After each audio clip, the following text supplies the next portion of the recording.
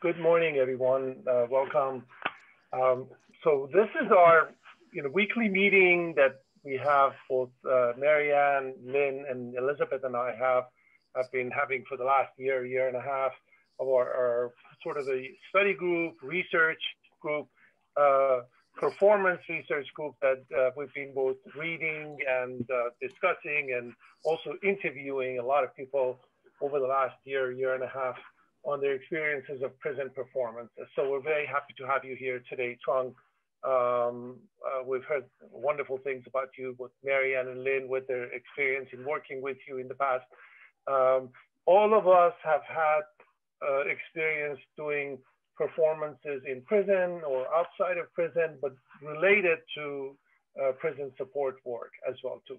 I teach at Cal State LA. I work at Lancaster Prison. We offer a bachelor's degree program there. So for the last 4.5 years, I've been working with a group of about 45 people.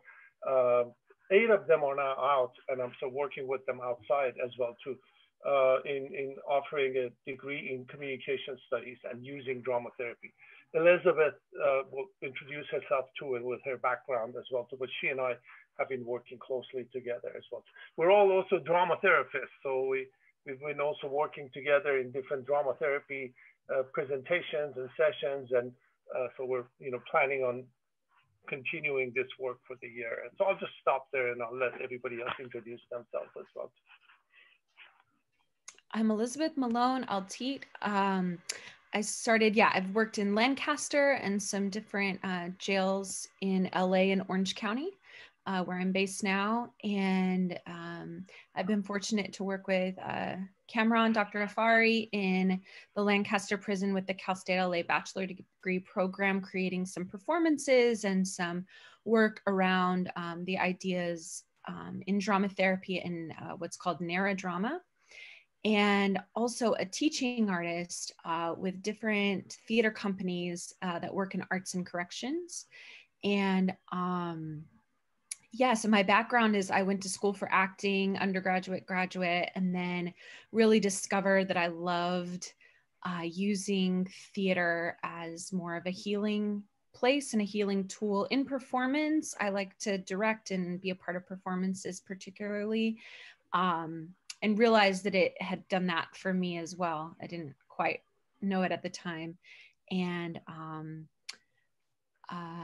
working with people who've experienced incarceration has become a really big passion of mine. My dad was actually a police officer growing up, so there must be some connection to just understanding things better. So yeah, we're really glad that you're here. It's such a privilege to hear your story, and I hope you know that. And we don't take it for granted, and we really appreciate just learning more about you since I don't know you. So thank you. Introduce myself. I'm Lynn. I know Trung from the beginning at SOLANO. So I started my journey of working in prisons while I was going to grad school for drama therapy. That was 7 years ago. I think that was 7 years ago. Marianne and I started together at San Quentin.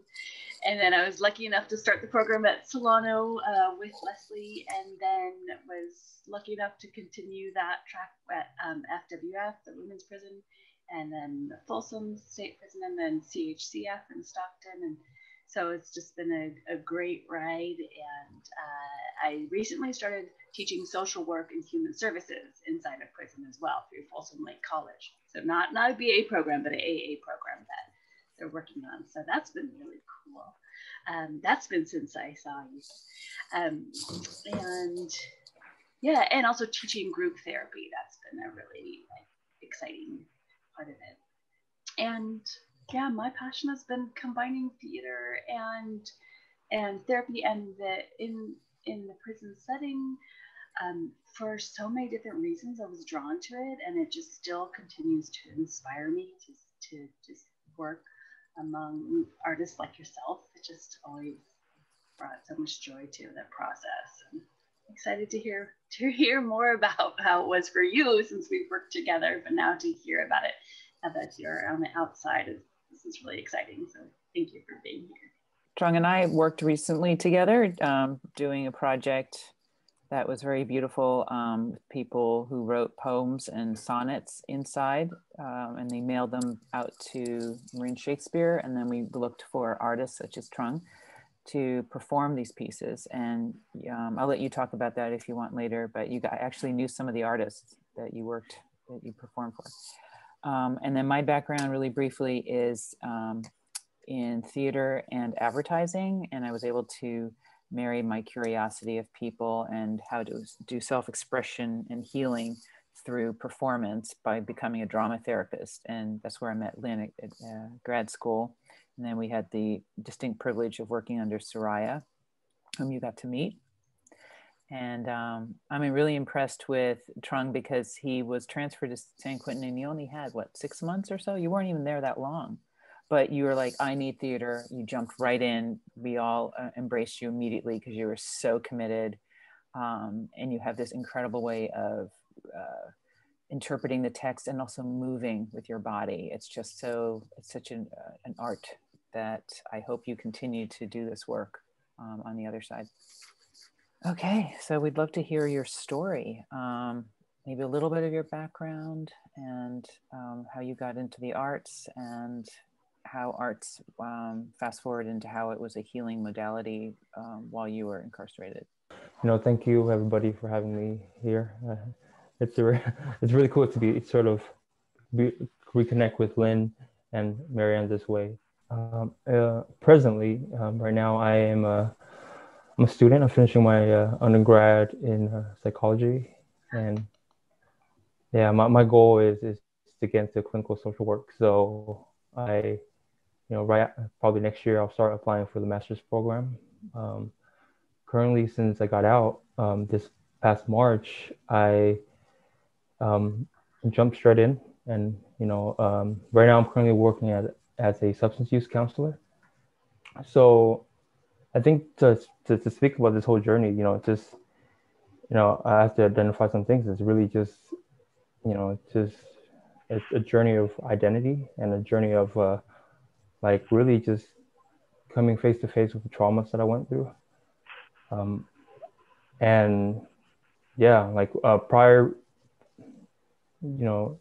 to prison, literally just within that year, I experienced some really bad trauma. And my close friend, who was actually pretty much like my brother, I was dating his sister, was killed right in front of me. And in actuality, they were there to kill me that night. So that moment, it changed everything for me. Just thinking back, I that was supposed to be me, and he protected me. And then, my own crime, my own harm that I've caused. So yeah, Shakespeare has been so huge in that part of healing, and also beginning of acceptance. So to start off, how I started with Shakespeare is I got to Salon in 2016, and that was the first program. I kept hearing about it. My cellie at the time was part of the program, and I wanted to go for a while, but I didn't get into Shakespeare until the end of 2017, and it was when actually I separated with my ex-wife at the time.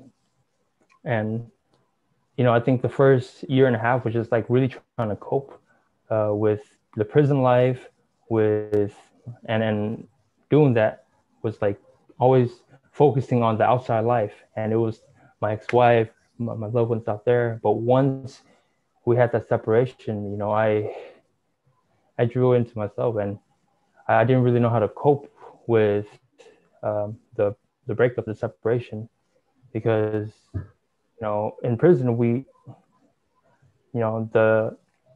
I'm gonna just say it, toxic masculinity is so high in prison, where I go in the yard and literally I have to put on a mask. And that's because everybody else is wearing a mask. And there are no sense of vulnerabilities. There's no space for that. And yeah, and it got to a point to where I couldn't really function because there was no platform for me to just express all these things that I was feeling. So I finally got to, finally was able to get into the Shakespeare program.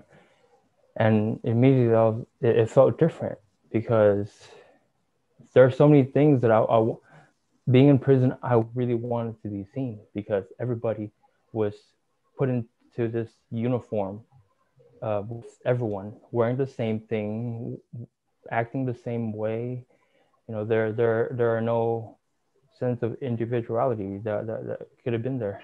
So immediately the things, once I got to Shakespeare, there are so many things that wanted to jump out of me, like the things that are individualistic about me. I had a lot with martial arts and dance, and so those are the first things I gravitated towards. And yeah, I just jumped in and just did what I knew. And Leslie and Lynn saw something in me and gave me that platform to just really dive in. Can the world buy such a jewel? Yeah, in case to put her in. Well, in mine eye, she is the sweetest lady I ever looked on. Just looking forward, looking back, I realize now it's so sneaky, drama therapy, but it's I didn't realize that I was healing, right? But the person I am now, the person I was before, is so different because I believe that I've unlocked so many parts of my body that I didn't before. And obviously because of the culture of patriarchy, of just what it was supposed to be like to be a man. I didn't really cry for the death of my friend, and really I didn't really clearly look at what I did. And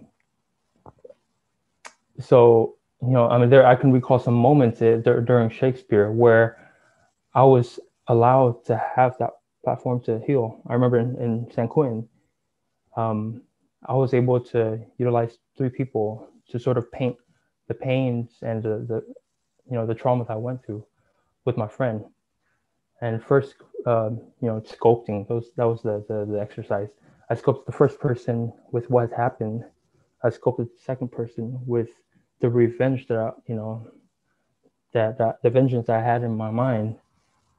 And the third was a way to heal and to paint that journey. There, Leonardo, take her back again. Give not this rotten orange to your friend. She's but a sign and semblance of her honor. Behold, how like a maid she blushes here. What do you mean, my lord? Not to be married, not to knit my soul with an approved Watson. Dear my lord! You seem as chaste as a blushing bud, but you are more tempered in your blood than Venus, or those pampered animals that rage in savage sensuality. Is my lord well that he doth speak so wide? Sweet prince. And Shakespeare actually worked in parallel with. I mentioned that currently, I worked in the field of substance use counseling, and all of this started in prison. Actually, it's a very special program that I was part of. I think, and it's called the Offender Mentor Certification Program, and it's a program where it's called the parallel process. We spent about 7 months working on ourselves, going through counseling with counselors. There were therapists who came in and worked with us and really just have our own healing. And then we started the education for counseling. And, that's how it got started in the field, is through prison. And I was doing that already, having this sort of a foundation from the healing that I've had in Shakespeare. And so both of that has sort of molded me to continue on this path. And yeah, the person that I am right now, to be able to actually to be able to embrace the the feminist side in me, right?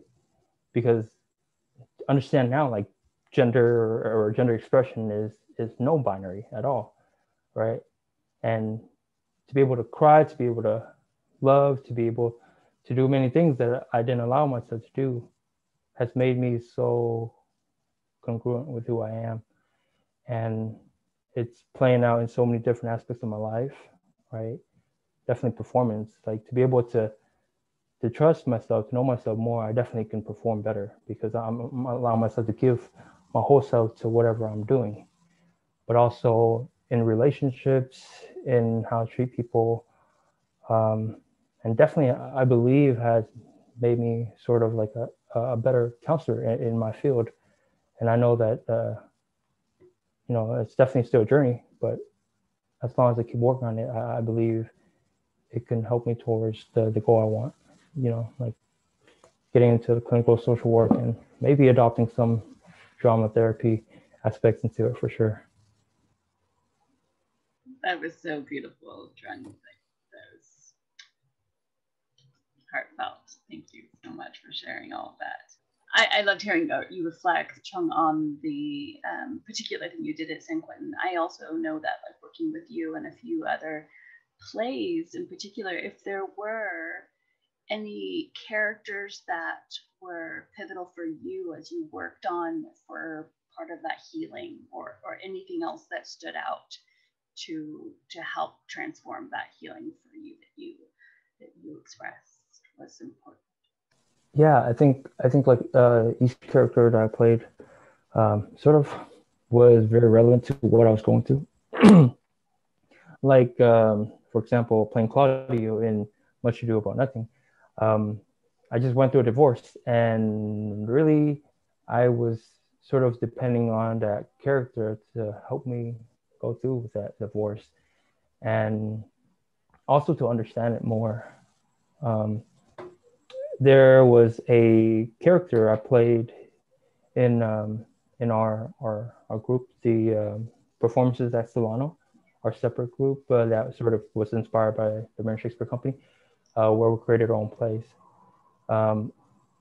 Yeah, I played a character there and sort of having to face a mother of a victim that the character had actually killed. And yeah, that was a lot, to be able to really hear from the mother's perspectives on what I did, what the character did, was huge. I would say that I don't know how, if I were, so I committed my crime before what happened to my friend, and I don't know if I would able to really grasp exactly or the capacity of what I did if something like that didn't happen to me. But now also to face that face to face as if I was meeting the mother of my victim. Yeah, it was a lot, but I think like I was always trying to avoid it, and now I realize that, like, there's no avoiding, and I've come to a part that I've accepted that for what I did, and to just not to live in that shame anymore, to actually like to remold it into guilt as something as I did, rather something that I am, so I can begin changing what I do and like the person that I want to be, and that's by just continuing to not cause any more harm, and yeah, and just somehow just do better. Can you talk a little bit about your courageous willingness to come in? And this is my point of what I noticed was that you came in, I think, right after we had done the parallel plays, but you left before we actually got to do Othello. So you were in there in between two show points.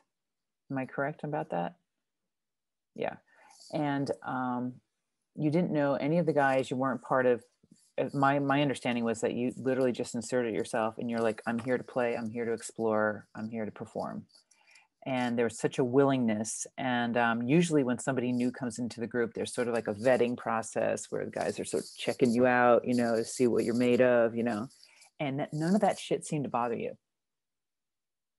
Am I right about that? Or maybe you hit it really well. You just seem like, I'm here because it's so important for me to be here.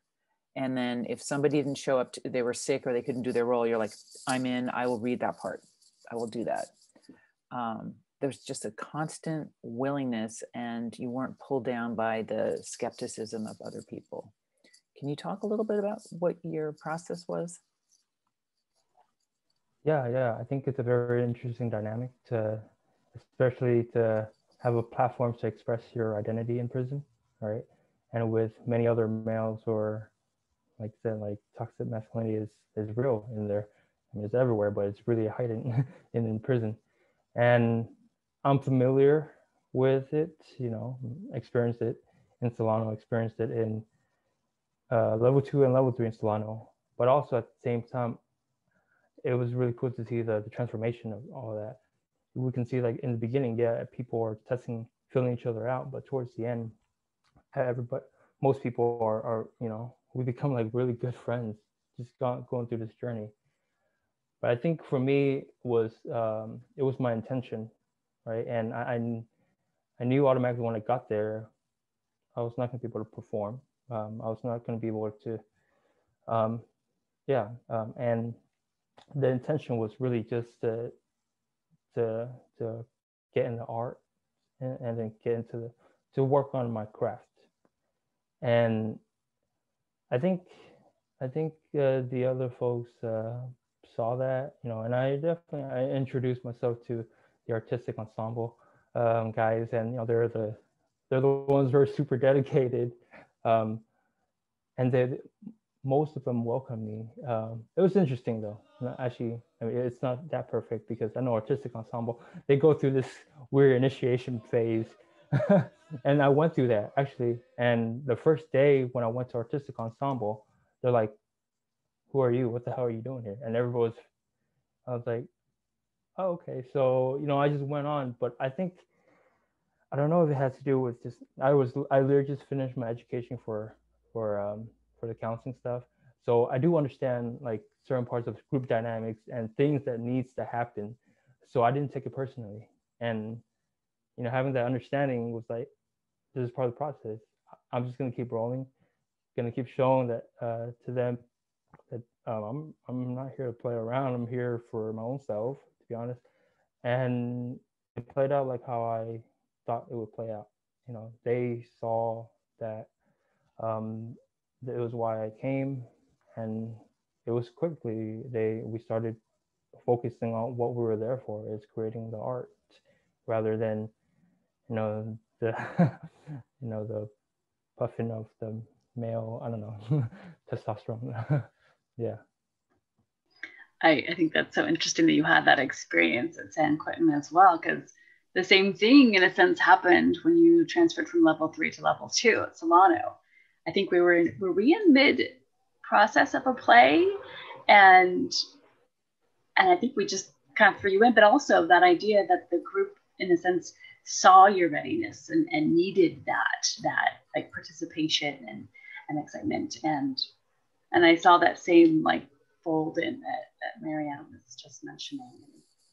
I think it is something in you, you know, it's just part of your instinct of like, I'm here, let's do it, let's do the work, because it was a beautiful thing to see over there too. Yeah, it's kind of interesting. Yeah, I realized I mean, in a short amount of time, like I think I was with Shakespeare for about almost 3 years before I left, and it was like each season I finished, boom, I was moved to another spot. I went to level 3 and then to level 2 and to San Quentin, all within that 3 years. So, you know, I had to make new friends, had to, you know, go through this whole, you know, new person process.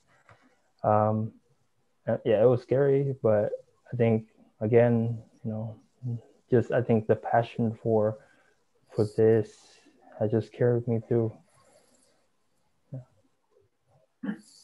Can you talk a little bit about what you consider your art? Like, what are all the different aspects? Like, some people paint, some people dance, and can you, sorry, it's my dog. Can you be a little bit specific about what you consider Trung's art?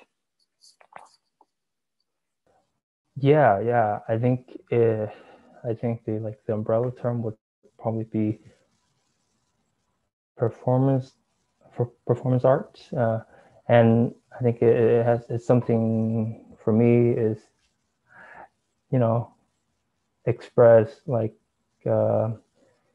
externally with my body, and yeah, you know, like I didn't, martial arts has been like a big part of my life for so long, and I didn't think of it as an art until probably into Shakespeare. And you know, dance has been part of my life since probably like high school years, but I was never able to dance in public at all until Shakespeare. I was just always practicing it in my room. Like my twin brother and my friends are always performing, and I just couldn't. I just was too shy.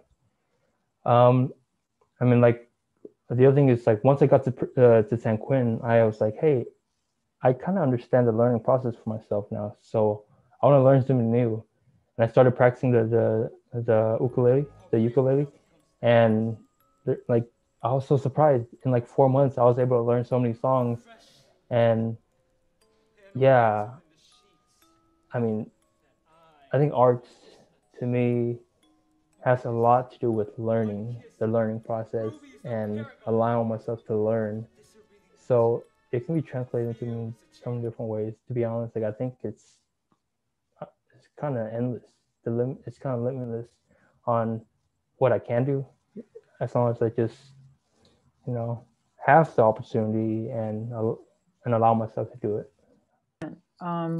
Looking back on your younger self, your teenage self, the one that would be dancing in his room, if you were to be able to sit and give this younger man advice about the arts, and I don't know if there were no opportunities around where you were, but it sounded like you were exposed to martial arts and dance, but you just didn't feel that it was acceptable to, or maybe you're shy. I don't know what the thing was, but you didn't perform openly.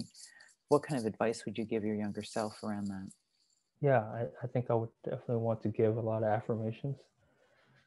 Is, you know, to let him know that he's very capable. He has a lot of talents, and to let him know that I believe, as long as you know, I think the outside world is always going to have an effect, but knowing yourself that, hey, you're doing this for you, for your love for the art, and that will make you the best, because you're not competing with anybody else. You're competing with yourself. And yeah, I think to not be afraid to give all of yourself to it. You know, I think yeah, like, worrying too much about what other people think will not allow your body to move with the art.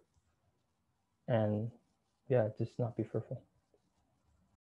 Because you have this really great insight into what a rehabilitation should mean based on the story that you just told us today. I mean, just the way you brought in your own experience of trauma, and then the vicarious trauma, and then the trauma of being inside prison and dealing with that, and then your own way of looking at the kind of the roles that have been assigned to us, whether they're gender norms, and how so much of the rehabilitation programs that we have today kind of reproduce the same violence in a different way because the expectations that they have. And so you just had this great insight about the importance of performance and taking on different kind of roles. Would be love to hear more about, like, if you had a hand as a counselor also to develop a rehabilitation program, what would that include? You know, what kind of things, what would be some of the principles of that? What would be some of the exercises? It just seems like it's so natural, and you have so much that you can contribute to that as well. Yeah, I think just on my own experience, working as a counselor in the prisons before I left, and it was only for about 6 months, and so I know the curriculum pretty well, and there are big parts of the curriculum that needed role play, right? And and role playing was a way to experience so some of the scenarios that can happen in real life and in many people's experiences, but also allowing us to really test out the actions and the consequences, and really also have a choice to choose to do something else different. So I definitely want to bring it hand in hand with whether it's psychotherapy or some to walk in hand, because I think the behavioral the aspects of it is really important, because it's the practicing, like learning all these things. To me, it's very insightful, but I don't think people will be able to, myself will be able to grasp the whole concept if I'm not doing it. So like I said, like the drama therapy part, the role play part is a way to actually have this space, whether it's like 50 minutes or however long it is, to work, in group therapy with other people and just play out these scenarios and do it right there and face the consequences there, because it's a safe place to do it. And then choosing that, hey, I would rather choose a different action. So, yeah. Thank you. Awesome. It's just really, I'm really glad that I met you today. Thank you so much for sharing your story as well, too. It's just wonderful to meet you. Thank you for having me here. Yeah, thank you. I learned a lot from you today. Thank you. I think there's another piece about the assimilation thing that I'm still curious about. I know you have to leave, but I'm not sure if the rest of the group knows this, but that you weren't born here. And that so you had to start all over again in this country. It seems to be a pattern, like a theme, where you get moved someplace and you have to start all over, and then you get moved to another level and you have to start all over. Right? So I'm just noticing that. Yeah, I think I've been in a very good community my whole life since moving to America in 2004.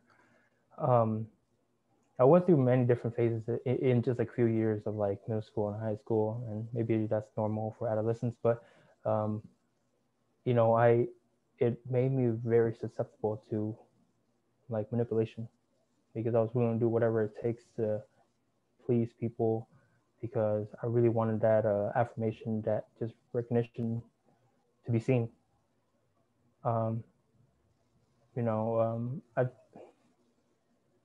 It was such a big shift for me, and I always look back at that time and I was like, I was always living in the past. I could have been more happier if I stayed in Vietnam. I could have been more happier if I didn't move to this school, to that school, and it made me very I was very far away from my presence, and I was not really living the moments that I was living, because I was thinking hey, things could be better, and really just disassociating myself with whatever I was going through. I think there are many good things. To be honest, I think I came to America at, I mean, by what like the psychology books are saying, it's like the perfect age to be able to adapt to both cultures. You know, I didn't think that, I didn't know that, you know, but I think from having people make fun of me for the way I spoke and my English language really has really like made me to really determined to learn the language. And in the past few years, before coming out to prison, I remember my ex-wife was just really making fun of my Vietnamese, and so I went through that process, and I really learned Vietnamese again the past few years. And my dad is so surprised because I have an identical twin brother, and now they're always making fun of him. They're like, dude, you can't even speak Vietnamese, but your brother has fluent Vietnamese. So yeah, I don't know, like, yeah, the experiences that has happened, right, it's very painful for many people, especially children. But, you know, I believe that humans are very resilient, and I believe, yeah, we have a choice to live in that victimhood or not. And, you know, after all the turmoil, the emotions, it's like, hey, what's next? I'm still gonna live, so, you know, I would rather live in a life that's not stressful, especially, you know, if it's already stressful, why cause more stress to myself? And so it's an ability to choose. Thank So you. we look forward to seeing you at part 2. Yeah. We'll make that happen soon. Yeah. Thank you so much for sharing your story, and you're so articulate, and you have a really strong purpose. It's very clear that you are on your path, and you keep making choices that are helping you grow and help others. Thank you. Yeah, it's just really an honor to meet you. Thank you so much, Trung.